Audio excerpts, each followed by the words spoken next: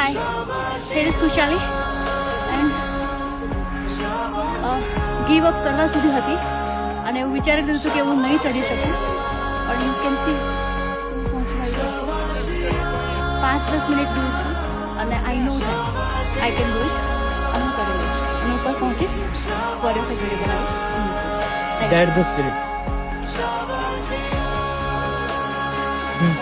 So hi, this one is Kushali again.